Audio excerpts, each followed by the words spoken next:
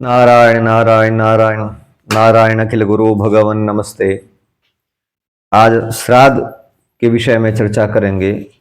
बहुत से लोग पूछते रहते हैं कि श्राद्ध करना चाहिए, करे तो क्या लाभ, ना करे तो क्या हानि, कैसे करना चाहिए। तो इस विषय में कई लोग तर्क भी देते हैं, कुतर्क भी देते हैं कि जीते जी कर लो, बस मरने के बाद क्या है, मरने के बाद किसने क्या देखा। ये अपनी अपनी बुद्धि के अनुसार लोग प्रलाप करते रहते हैं, परंतु सनातन धर्म में श्राद्ध का विशेष महत्व बताया गया है। प्रथम तो देखते हैं कि श्राद्ध किसे कहते हैं, श्राद्ध की परिभाषा क्या है।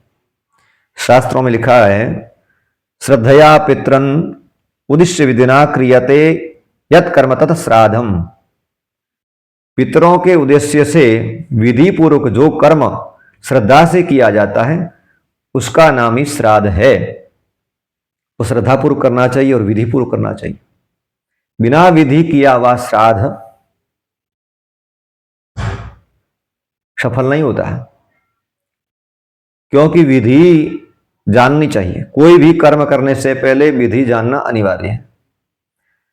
हम बिजली के तार को किसी बोर्ड में डालते हैं तो एक तार को लगाया, दूसरे को हाथ में रखा तो करंट आएगा, क्योंकि विधि हमको पता नहीं है।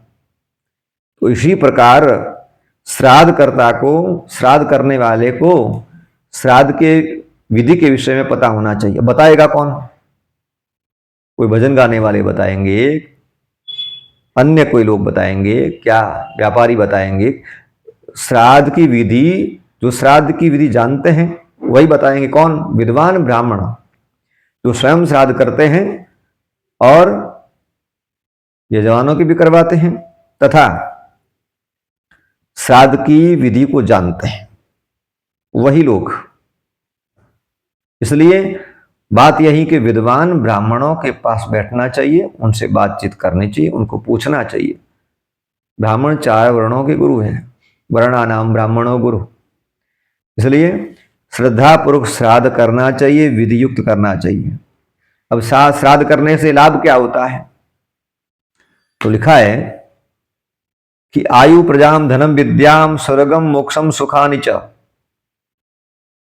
श्राद्ध करने वाले को आयु की प्राप्ति होती है, धन की प्राप्ति होती है, राज्य की प्राप्ति होती है, विद्या की प्राप्ति होती है, स्वर्ग की भी प्राप्ति होती है, और जाने के बाद मोक्ष की भी प्राप्ति होती है। श्राद्धकर्ता को जीते जी सुख की प्राप्ति होती है। परेशंति तथा राज्यम पितरम श्राद्धर्पिता, मार्कंडेय पुराण का यह श्लोक है।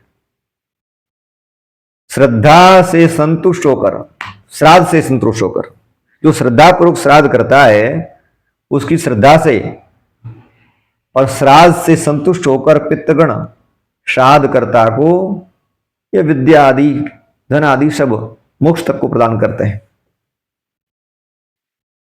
अत्रि महाराज कहते हैं अत्रि संहिता में, जो पुत्र, भ्राता, पौत्र अथवा दोहित्र आदि पितृ कार्य अनुष्ठान में संलग्न रहते हैं, वे निश्चय ही परम गति को प्राप्त करते हैं।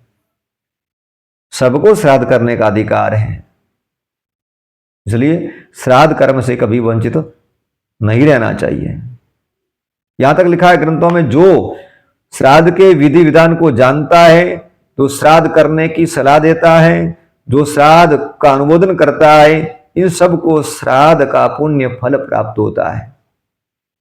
कई लोग तो श्राद्ध मानते भी नहीं, बोले हम तो श्राद्ध नहीं करते तुम्हारी भावना, लेकिन भगवान की आज्ञा है, वही शास्त्रों में लिखी गई है। व्यक्ति को क्या करना चाहिए, क्या नहीं करना चाहिए, वो भगवान की आज्ञा है, जो श्रुति स्मृतियों में लिखी गई।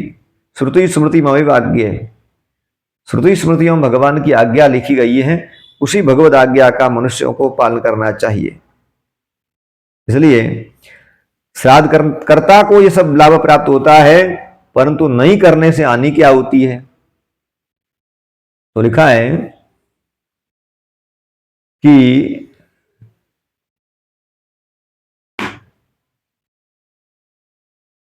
मृत व्यक्ति इस महायात्रा में अपना स्थूल शरीर भी नहीं ले जा सकता, तथा पाथेय अन्न कर्ण जैसे यह ले जा सकता है, वो विधि द्वारा।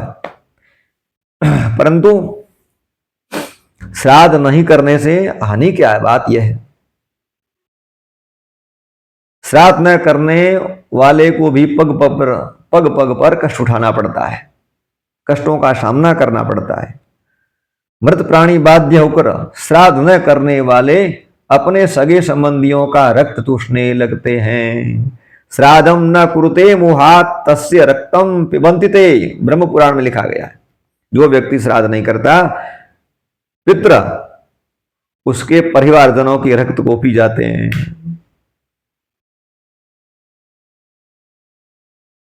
इसलिए श्राद्ध करना चाहिए। देव तथा पितृ कार्यों में मनुष्य को कदापि प्रमाद नहीं करना चाहिए, प्रमाद से प्रत्यवाह होता है।